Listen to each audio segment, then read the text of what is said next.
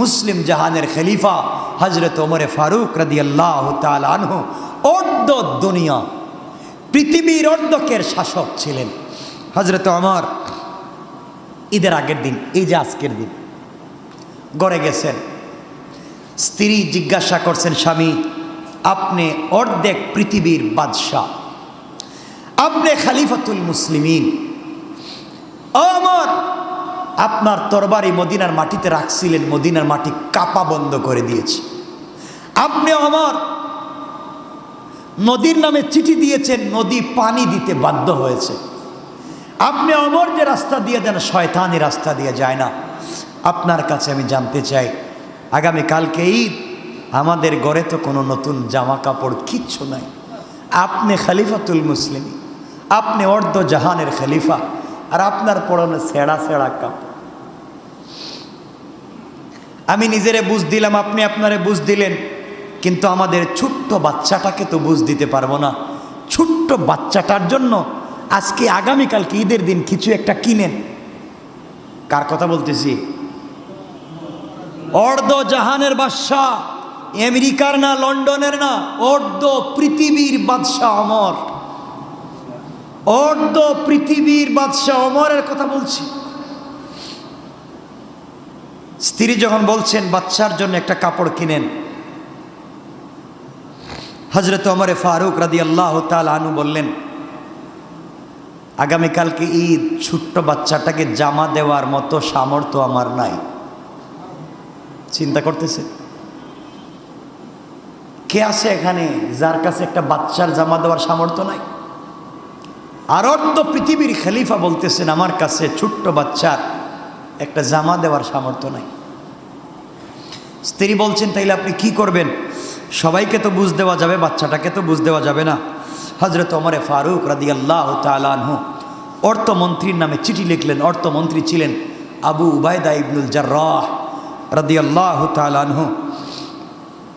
রাসূলের আমিন যিনি ছিলেন আবু উবায়দা ইবনুল জাররাহ রাদিয়াল্লাহু তাআলা আনহু অর্থমন্ত্রী, তার কাছে চিঠি লিখলেন ওমর।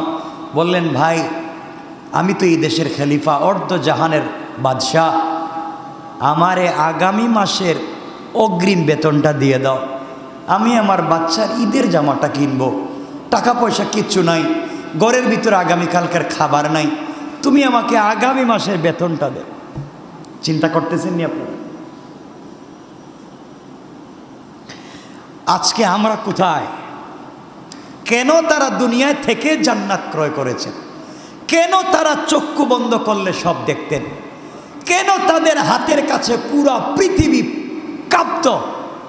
একমাত্র তাদের কাছে ছিল আমানতদারি। হযরতে ওমরে ফারুক রাদিয়াল্লাহু তাআলা আনহু আবু উবায়দা ইবনুল জাররার কাছে চিঠি দিলেন। আমার মুসলমান বন্ধুগণ, গভীর মনোযোগ। আবু উবায়দা ইবনুল জাররাহ রাদিয়াল্লাহু তাআলা আনহু অর্ধ জাহানের খলিফা, মুসলিম মিল্লাতের খলিফা, খলিফাতুল মুসলিমিন আমিরুল মুমিনিন হযরত ওমরে ফারুক রাদিয়াল্লাহু তাআলা আনহু, যার একটা আঙ্গুল হেলনে অর্ধ পৃথিবী শাসন হয়ে যেত, যিনি রাস্তা দিয়ে গেলে শয়তান পর্যন্ত রাস্তা চেঞ্জ করে দেয়, যার সামনে পারস্য নতজানু হয়ে বসে যেত, যার সামনে দুনিয়ার কোনো ক্ষমতা পর্যন্ত কাজ করত না, এই হযরত ওমর চিঠি লিখে পাঠাইয়া দিলেন। আর চিঠিটা আবু উবায়দা ইবনুল জাররাহ অর্থমন্ত্রীর কাজ পর্যন্ত পৌঁছে গেল। চিঠি খুললেন, তিনি পড়তে লাগলেন, আর তিনি দেখলেন খলিফাতুল মুসলিমিন বলছেন 1 মাসের বেতন চাই। আবু উবায়দা ইবনুল জাররাহ যায় নামাজ বিছাইয়া দিলেন, হাউমাউ করে কাঁদতে লাগলেন আর বলেন, আল্লাহ তুমি আমাদেরকে এমন একজন খলিফা দিয়েছো, যেই খলিফার একটা আঙ্গুলের ইশারায় গোটা দুনিয়ার অর্ধেক পর্যন্ত চলে আল্লাহ, কিন্তু সেই খলিফার ঘরে আগামী কালকে ঈদের দিনের খাবার নাই। খলিফা আমার কাছে চিঠি দিয়েছেন আগামী 1 মাসের বেতন দেওয়ার জন্যে। আমিন কার নাম চিন্তা করেন, আমানতদার কার নাম চিন্তা করেন?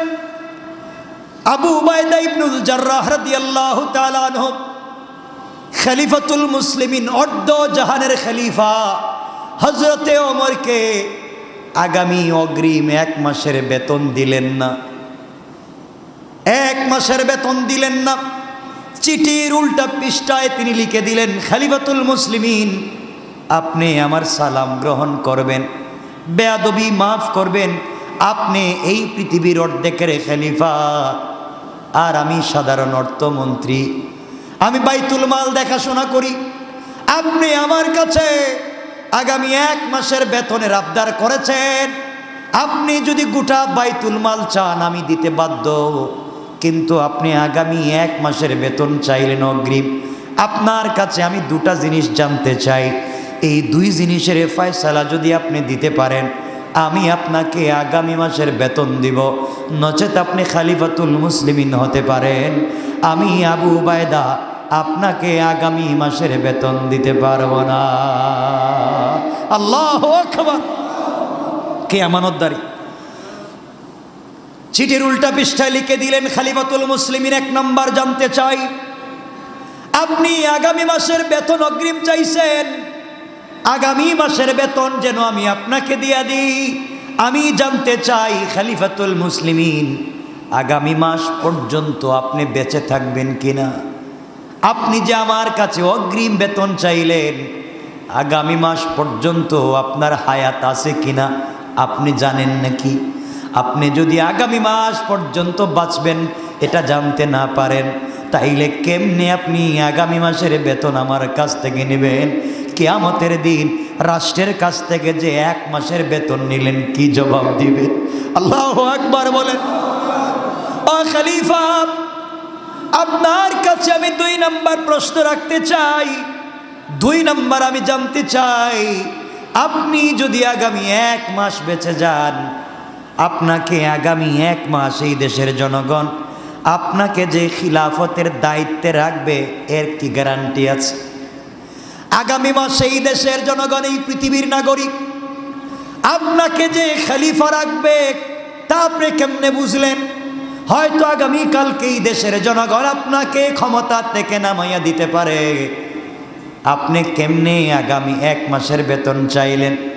আপনি বলেন তো, আগামী 1 বছর আপনি ক্ষমতায় থাকতে পারবেন কিনা? এই 2 প্রশ্নের জবাব যদি দিতে পারেন, আপনাকে আগামী মাসের বেতন আমি দিতে পারি।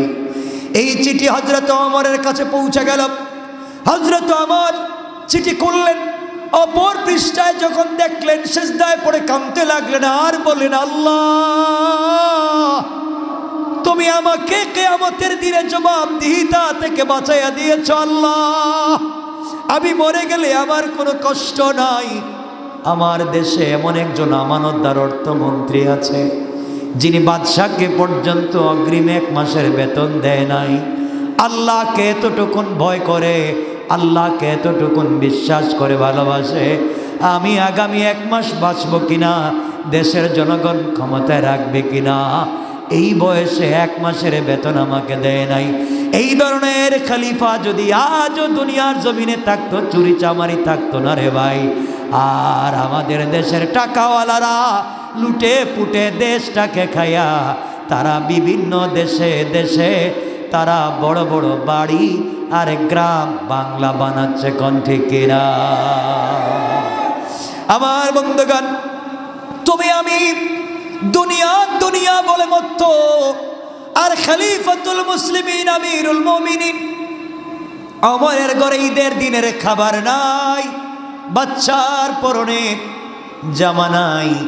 আজ তোমার আমার ঘরে খাবার আছে, কাপড় আছে, কিন্তু তোমার আমার ঘরে রাসূলের প্রতি ভালোবাসা নাই। এই জন্যে কে কোন দিন মরে যাব বলতে পারি না। রাসূলকে যদি ভালোবেসে চোখ থেকে 1 ফোঁটা পানি ছাড়তে পারি, নবীজি বলেছেন, আমার ভালোবাসায় কারো চোখ থেকে যদি 1 ফোঁটা পানি পড়ে যায়, কিয়ামতের দিন তার 1 ফোঁটা চোখের পানির কারণে আল্লাহ জাহান্নাম হারাম করে জান্নাত ওয়াজিব করে দেবে। সুবহানাল্লাহ, জোরে বলে। এজন্যে আমরা রাসূলকে ভালোবাসবো। সুযোগ থাকলে মদিনায় যান, রাসূলের রওজা জিয়ারত করেন, একটু কান্দেন, আমরা এই গরম সহ্য করতে পারি না। আজকে তো সব সুন্দর এসি, নবীজি কেমনি পাথরের জমিনে দিনের দাওয়াত দিছেন। রোদ, গাছ নাই, কিচ্ছু নাই, শুধু পাথর। কেমনে দিনের দাওয়াত দিছেন? পানির ব্যবস্থা নাই, মাইল কা মাইল পানির কোনো ব্যবস্থা নাই, 100 মাইল একটা গাছ নাই, এটা মাটি নাই, শুধু পাথর। এই জন্যে আল্লাহর ওয়াস্তে আজকে থেকে আমরা নামাজ ছাড়ব না, মিথ্যা কথা বলবো না, আমানতের খেয়ানত করব না। আর রসুলের কথা মনে হলেই কলিজায় রসুলের জায়গা দিব, রসুলকে ভালোবাসবো এবং সুযোগ পাইলেই 2 রাকাত নামাজ পড়বো। আল্লাহর কাছে বলবো, আল্লাহ যেন রসুলের নিজ হাতে হাউজে কাউসারের পানি পান করার তৌফিক দান করে। এই মানুষগুলোর কত সৌভাগ্য, আমরা যেন যেতে পারি। আপনারা জানেন আমরা এখান থেকে রসুলের কাছে সালাম পৌঁছাই, আল্লাহ আমাদের সালাম পৌঁছায় দাও। আর রসুলের রওজা যখন চোখে দেখবেন, হায়াতুন নবী, জিন্দা নবী এখানে শুয়ে আছেন, আর আপনি কাজ দিয়ে হেঁটে যাচ্ছেন, এই রাস্তা দিয়ে রসুল হাঁটছেন। আপনি যেখানে নামাজ পড়তেছেন এখানে রসুল নামাজ পড়েছেন, এখানে রসুল হাঁটছেন। আপনি যেখানে পানি পান করছেন এখানে রসুল পানি পান করেছেন। এর চাইতে বড় সৌভাগ্য আর কি হতে পারে? আল্লাহ আমাদেরকে কবুল করুক, বেশি বেশি রসুলের বাড়িতে যাওয়ার তৌফিক দান করুক, বেশি বেশি জিয়ারতে হারামাইন নসিব করুক, বেশি বেশি জিয়ারতে হারামাইন নসিব করুক। সবাই জুড়ে বলেন আমিন, বলেন আমিন, বলেন আমিন। জীবন ধন্য হয়ে যাবে। আল্লাহ আমাদেরকে কবুল করুক। ঈদের দিনের জন্য প্রস্তুতি নিব, আর লম্বা করব না।